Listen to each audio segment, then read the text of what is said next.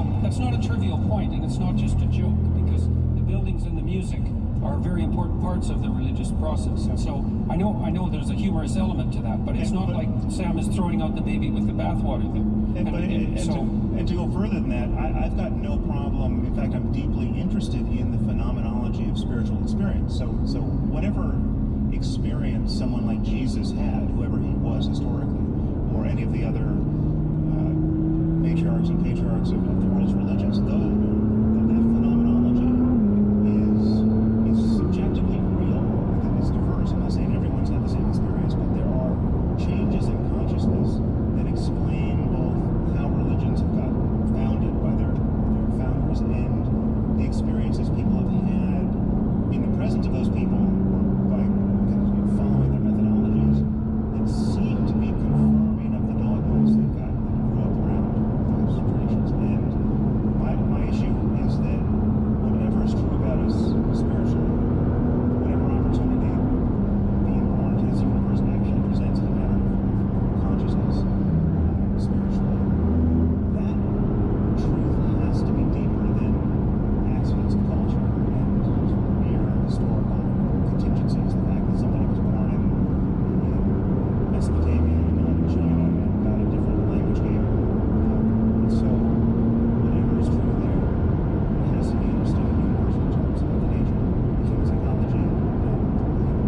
Okay, so another thing that I wanted to just point out briefly, and then I want Richard to maybe where we agree, is that one of the things that was really shocking to me, I would say, was my reading of what was originally Jane Goodall's discovery of chimp behavior, because there was this idea that was really rooted in Soviet thinking that the reason that people committed atrocities in the service of their group identity, let's say their tribal identity, was because culture had corrupted us. So it was this uniquely human thing.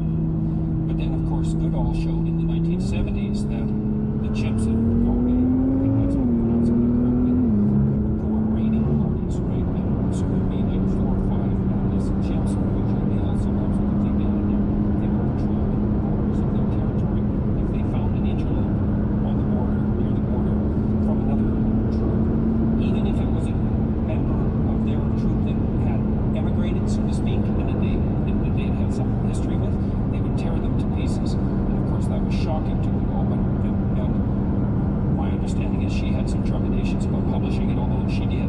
But then that's been noted repeatedly in other forms of chimp behavior. So, see, I've been really interested in the commission of atrocity in the service of belief.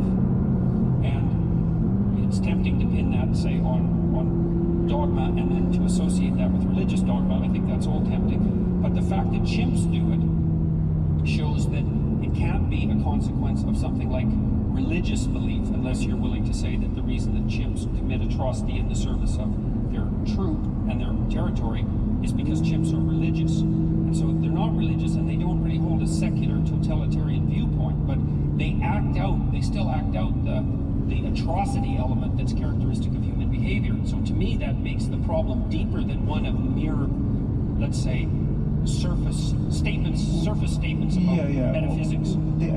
Obviously the problem of primate aggression, which we've inherited along with the chimps, is deeper, or at least different, than the problem of religious violence or totalitarian political structures that get the worst out of people.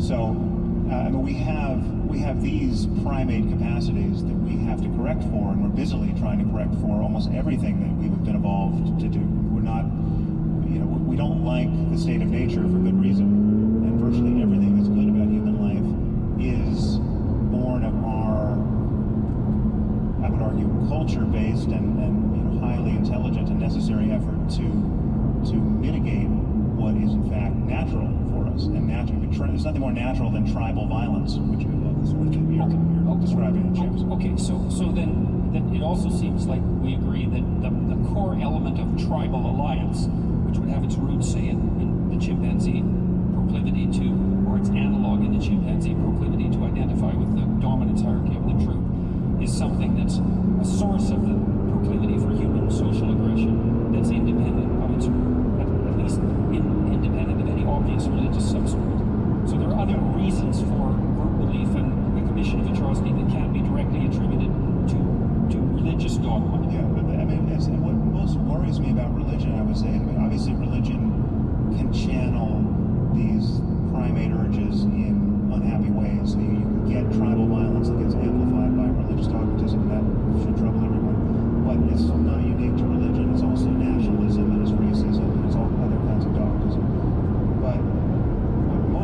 worries me are those cases where clearly good people who are not necessarily captured by tribalism per se are doing the unthinkable based purely on religious doctrines that they believe wholeheartedly without good evidence. So you have the person who joins ISIS who wasn't even Muslim before they converted, 16